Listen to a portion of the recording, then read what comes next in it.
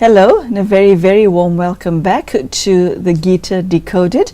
Today we are looking at the second part of the Yoga of Action, that which is contained in chapter 3 of the Bhagavad Gita. So far, Sister Denise has explained to us what the various concepts that are explained in the first part of chapter 3 means, and now we are going to go into it a little bit deeper. Sister Denise, a very warm welcome. Thank you. Great to have you here. Tell me, sacrifice and action. I'm of the view that this is highly misunderstood because people sacrifice everything from food to relationships to action to unmentionable things in the name of God, and experience sorrow as a result of their sacrifice. I need to understand, the purpose of sacrifice is not for one to experience pain, is it? Well, let's look at the meaning of sacrifice. Usually people think it means give up the thing that is most dear to you, as in, Abraham's sacrifice of his son. But sacrifice, if you look at it from another angle, it means to make something sacred.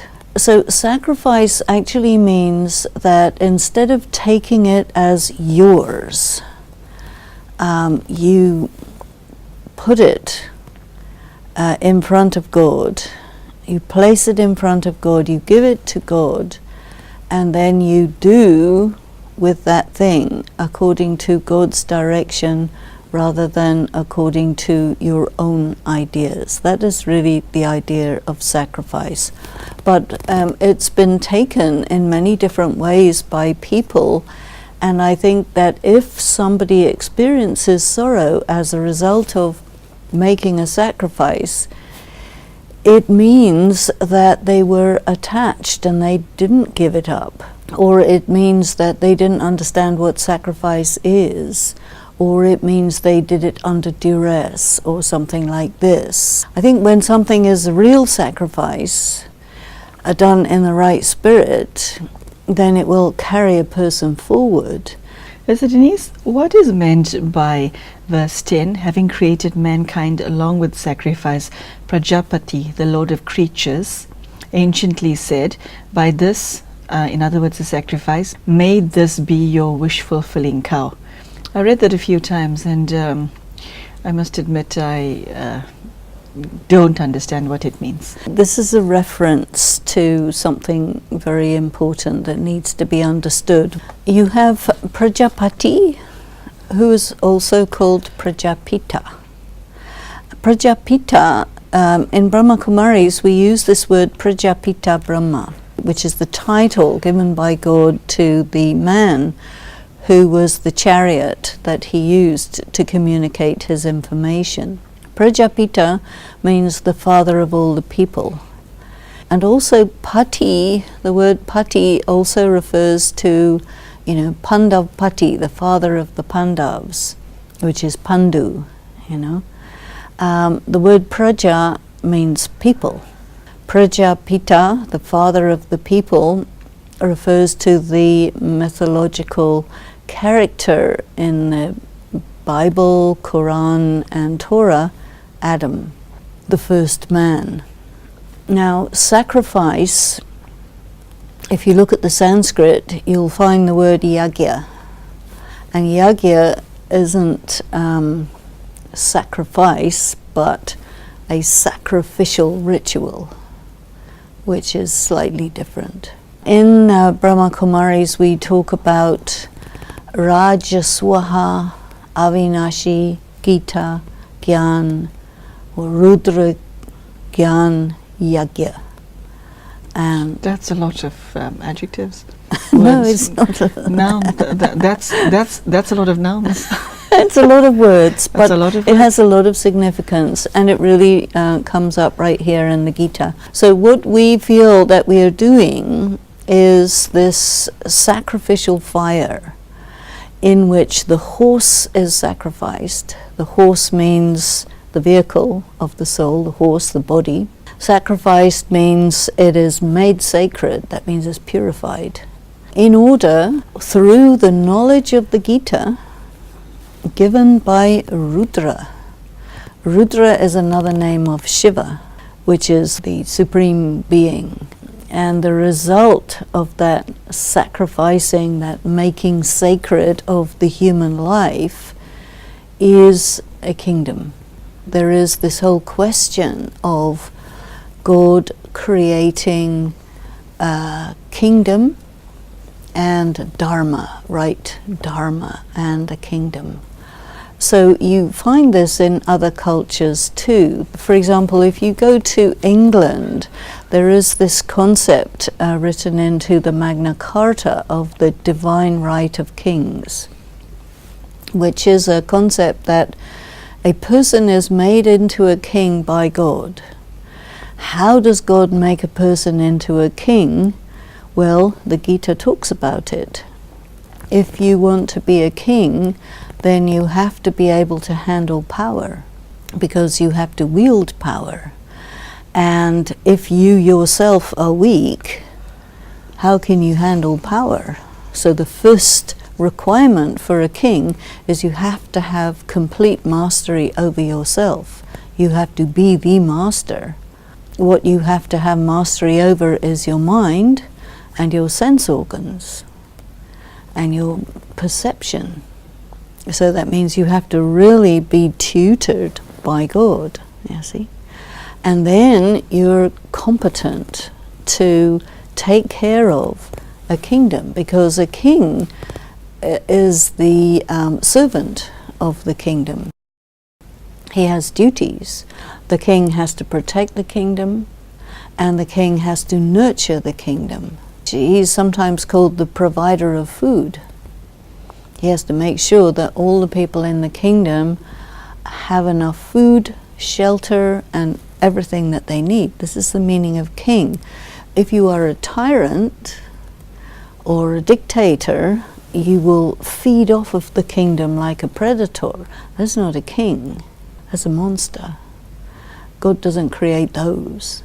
There are people who are motivated by lust for power, and they become tyrants, and that is something that the world has seen and continues to see from time to time and has a hard time dealing with. But here there has to be a sacrifice of personal desire, a sacrifice of wanting something for the self, because if you're a king, you're a public servant. And so there is a duty. It's all about duty. So the word dharma also can be translated as duty. So you want to serve the kingdom as the king, then you have to be competent, absolutely competent. In order to be fully competent, you have to be pure. And the ritual sacrifice is a ritual purification. The expression sacrifice here refers to all the activities and practices and so on of yoga that are about purifying a person's intention, a person's body, a person's mind, a person's motives. Everything has to be pure, otherwise they don't qualify. So Denise, once the subject of sacrifice was dealt with, it is once again mentioned that one has to perform action whilst unattached. How is sacrifice related to this? Again, you have this word yagya, which is not sacrifice but a sacrificial ritual. Okay. And so the yagya is a ritual that is performed that involves a large amount of money, food, Brahmins, mantras, etc., and it is performed in order to avert a major disaster. If a person wishes to serve the yagya, then they must do the action required by that big ritual in order for that ritual to be successful. you see, so that you're not making some personal sacrifice, you're serving the ritual of the sacrificial fire. The Gita is set in the Mahabharata, but there's many, many references to the Ramayana.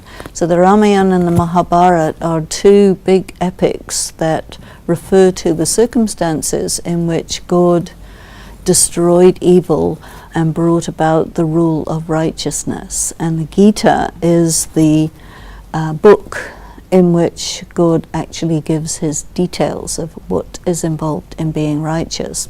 And so naturally there's a reference to the sacrificial fire, but it's not the same as somebody sacrificing something for somebody. It's on a much more broader level. So Denise, verse 11 is a verse that I didn't understand. It reads, "By this, the sacrifice, may you nourish the gods," lowercase g, plural. Yes. Okay, and may the gods nourish you. By nourishing each other, you shall attain the highest welfare. And it goes on to say that he who enjoys these gifts while not offering them in return is a thief. Yes. So what does this mean? Okay, this refers to a lot of the beliefs and rituals of traditional Hindu bhakti.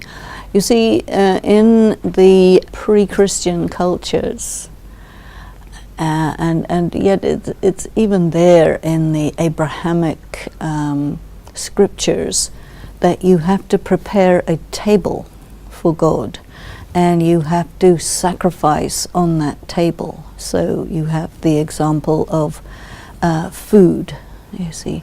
So food has to be, according to the rituals, food has to be offered. And who are the gods? They're the ancestors. So they have small lowercase g. They're the ancestors. And the people who are facing global catastrophe are at a particular end of history. The ancestors are at the other end of history. So you have this long time cycle of history in which various things happened that eventually culminated in global war, out of which there was total annihilation, or almost total annihilation, extinction of humanity. These ancestors are the people who were initially taught by God. Here is God coming again to teach the descendants of those ancestors. Now, when you factor in the possibility of reincarnation, those ancestors may be remembering their former selves, and again the ancestor souls are the ones who come and receive the knowledge of God, and they have to perform the ritual sacrifice of giving up any kind of desire for personal reward, so that what they're doing is something for the greater good, which of course will be rewarded according to the laws of karma, but they're not doing it for that purpose, you see. And so this reference is in the context of the existing system of rituals in the temples and so on of traditional Hinduism. What does it mean when it says at verse 13, the good who eat the remainder of the sacrifice are released from all evils? How is this possible?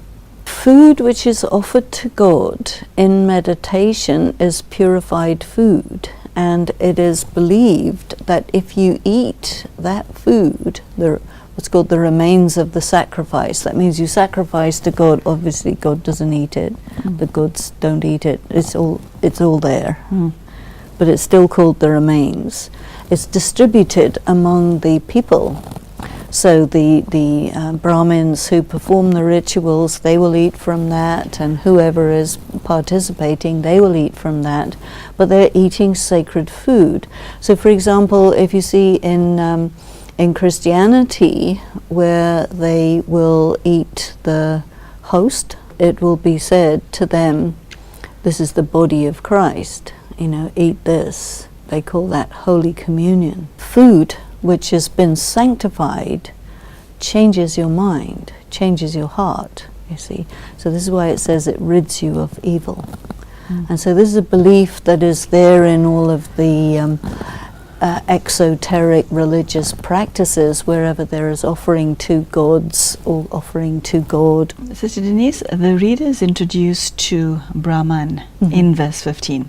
And it reads, "No, the ritual action originates in Brahman, in brackets the Vedas, and Brahman arises from the imperishable. Therefore, the all-pervading Brahman is eternally established in sacrifice." I note that this word appears three times in verse 15, and a capital B is used. How would you define Brahman? In this chapter, in this verse, which is of course making a lot of reference to the Vedas and Vedic rituals, and a lot of the Vedas describe in detail exactly how you should perform the rituals. And this is basically coming from the strand of Hinduism that considers that God is omnipresent.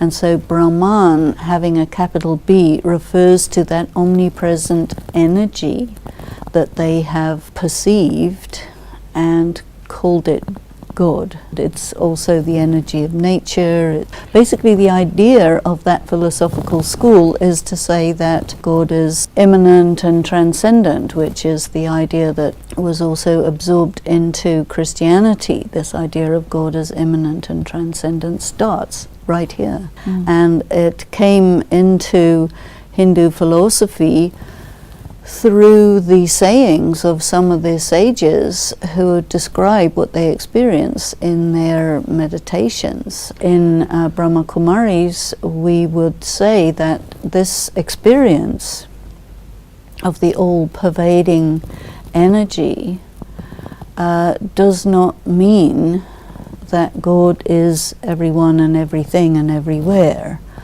Rather, we would say that God is someone, not a human. The energy of God will definitely reach to all places and can be perceived from any place, but it doesn't mean that the being of God is in all of those places. Rather, like, the sun is somewhere in the sky, but the light and heat from the sun is experienced all over. Sister Denise, I note with interest that God chooses chapter 3 to not just educate Arjuna and us as to what action is as far as human beings are concerned, but he also reveals aspects of his own functioning, which is contained in verses 22, 23, and 24. I want to read all three so that you can tell us what it means to you. "For me, O Arjuna, there is nothing whatever to be done in the three worlds." I'd like you to tell us what three worlds he's referring to. "Nor is there anything not attained to be attained. Nevertheless, I engage in action. Indeed, if I, unwearied, should not engage in action at all, mankind would follow my path everywhere, O Arjuna. If I did not perform action, these worlds would perish and I would be the cause of confusion.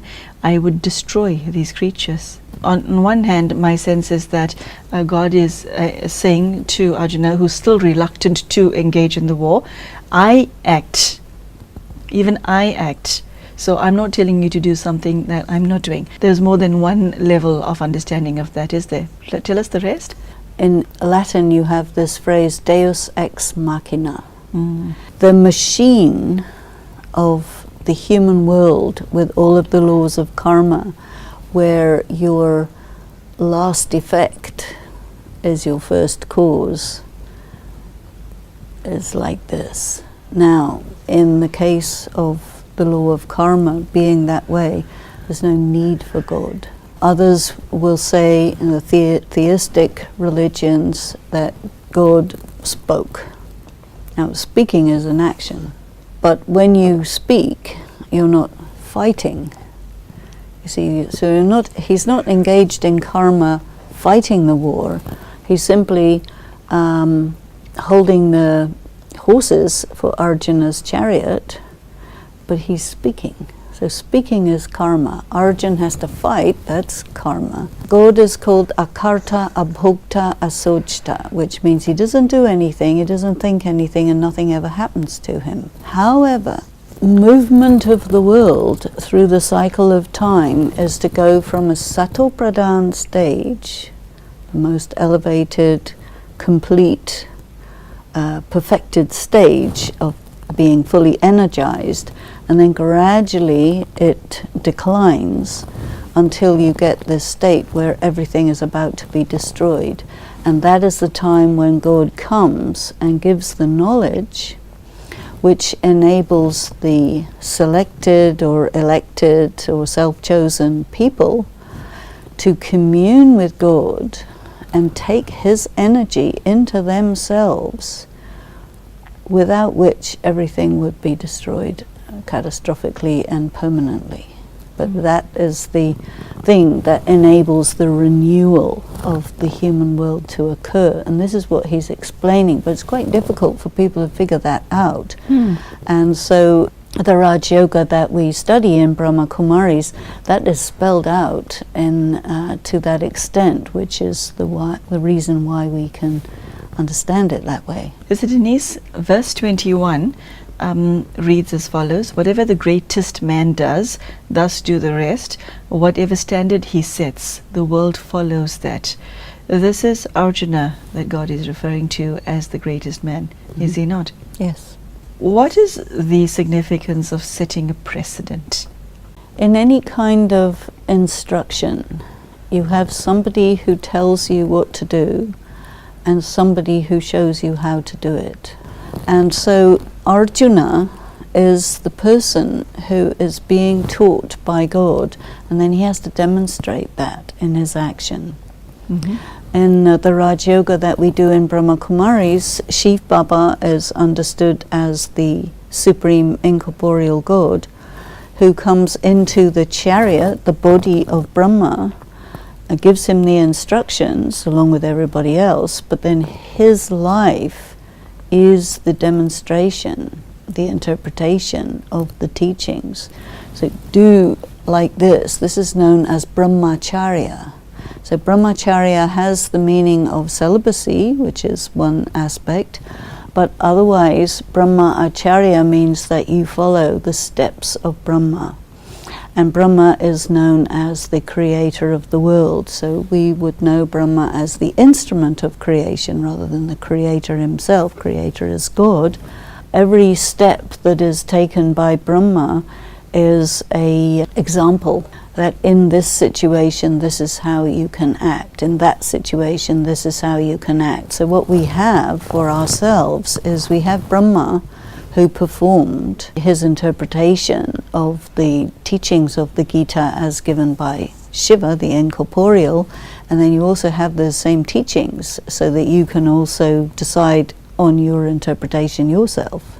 So that you have both. You have the teacher, Shiva, and you have Brahma, the demonstrator, which is also a teacher, because very often Brahma is referred to as a teacher. Acharya means teacher also. So Denise, I'd just like to pose one last question to you before we come to the end of today's episode. Verse 25 reads, while those who are unwise act from attachment to action, O Arjuna, so the wise should act without attachment, intending to maintain the welfare of the world. I've already asked you the question about unattached action, because it comes up in more than one stanza and more than one verse throughout chapter 3. My question to you is, most of us think that if I act, my actions affect me alone. And this is how most people understand, or rather misunderstand, the law of karma. What effect does my behavior have on somebody living in a different country or different continent? How does it impact? How are we connected? You know, one time when I had started doing Raj Yoga, I'd been doing it for maybe a few years, and my mother said to me, you know, because you're doing this practice, our whole family is okay. I thought that was a very interesting insight that she could connect. So sweet. Yes, very sweet, but very insightful. that one person in a family is so connected with the family that whatever they do is going to affect what happens to and the thinking of and feeling of the whole rest of the family. You hear this idea in a number of different contexts where what one person does impacts what is happening to other people in other side of the world. There is this idea of 6 degrees of separation, and since Facebook it's now 4 degrees of separation, that everyone is connected to everyone else by at least 4 separations of people. Here we are talking about this, somebody's going to be watching it, somebody's going to be interpreting it in their way and using it in whatever way they decide. And so definitely, some people influence large numbers of people. Everybody influences someone. And you can be a bad influence, we can be a good influence. So thank you. We have to bring this episode to an end today, Sister Denise. We have run out of time. So there you go. Do you, as an individual, look at your actions and ask yourself what your motive is behind your actions? Do you look at the karma of what you are doing? And to what extent do you put into practice that which is contained in the Bhagavad Gita on the yoga of action? Sister Denise has shared her views on the verses that we've read, and so I invite you to look at your life and ask yourself how this is relevant to you. Thank you for joining us, and we hope to see you soon. Thank you and goodbye.